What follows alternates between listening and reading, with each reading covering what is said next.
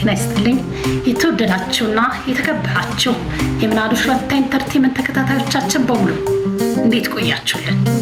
ይህ በየሳምንቱ ወደ እናንተ ይዘን የምንቀርበው የትረካ ሰዓታችን የትረካ ሰዓት ቻናላችንን በቅንነት ሰብስክራይብ፣ ሼር፣ ላይክ እያደረጋችሁ ቤተሰብ እንድትሆኑ ታሪኮቻችን ደግሞ ለሌሎች እንድታጋሩ በትህትናና በፍቅር እየጠየቅኩኝ ከወዲሁ ስለ አብሮነታችሁ ከልብ አመሰግናለሁ።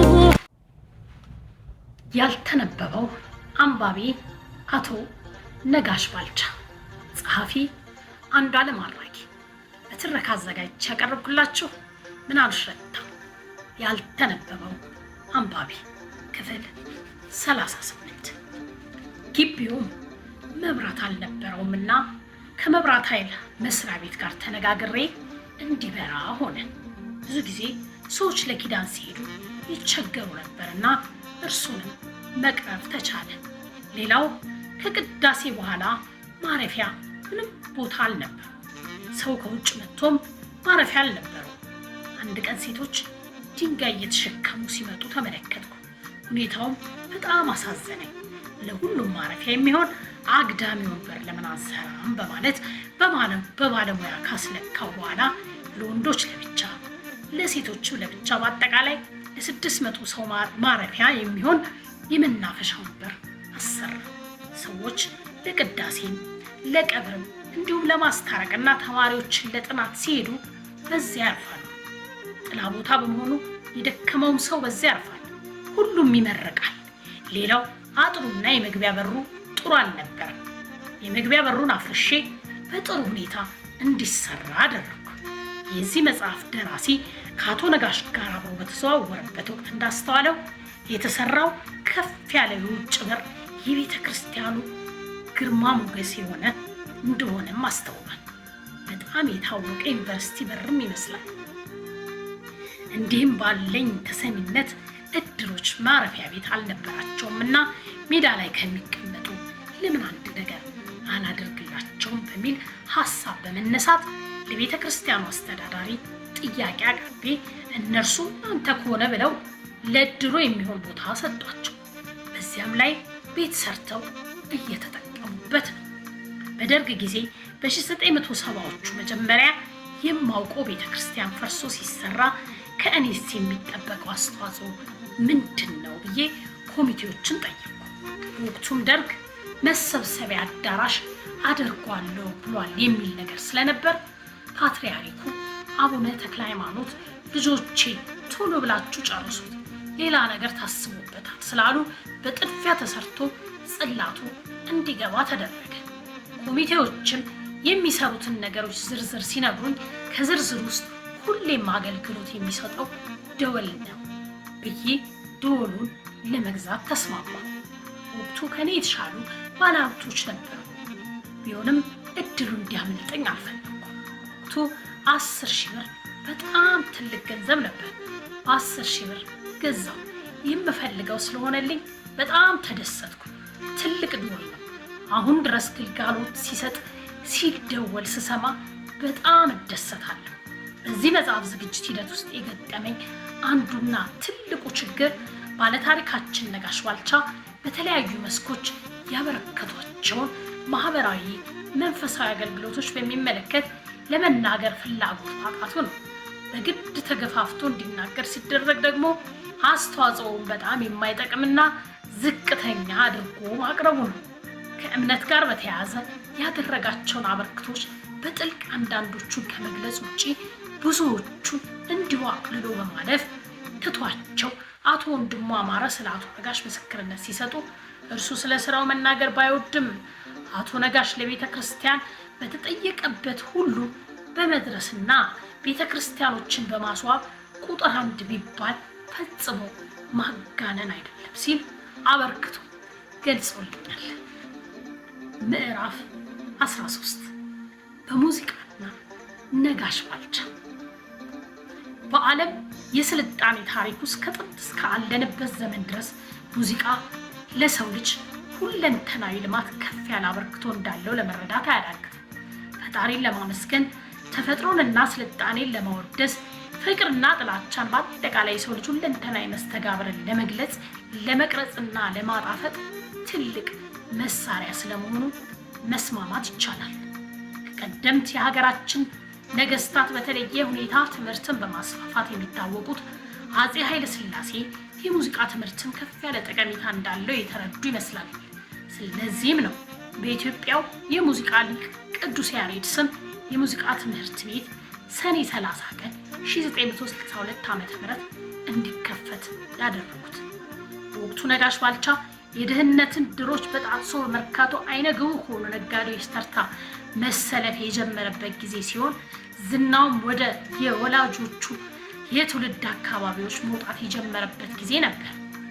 በእድሜ ከእርሱ ከሚሉት ጋርም በመሰለፍ የልማት ስራዎችን ለመስራት ቀበቶውን አጥብቆ የተነሳበት ወቅት ነበር።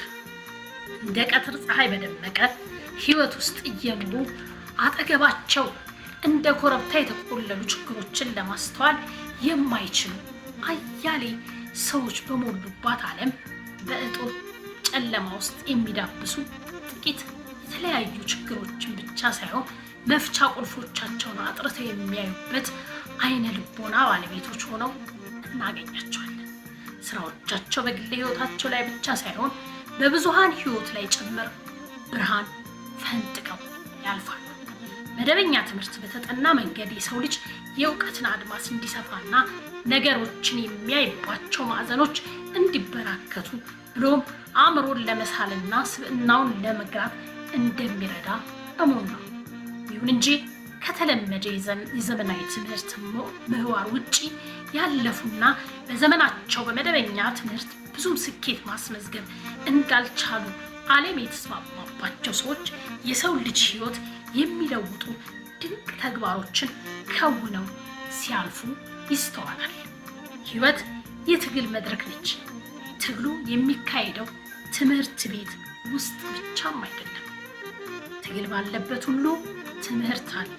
ባለታሪካችን አቶ ነጋሽ ባልቻ ህይወትን ከተለመደው መንገድ ውጭ ተፋልመውም ከረቱ መርታት ብቻ ሳይሆን ከህይወት ትግልም የማይሰረዝና የማይደለስ ትምህርት ቀስመው በጎ አሻራቸውን ለትውልድ ካወረሱ ጥቂቶች መካከል የሚሰለፍ ነው።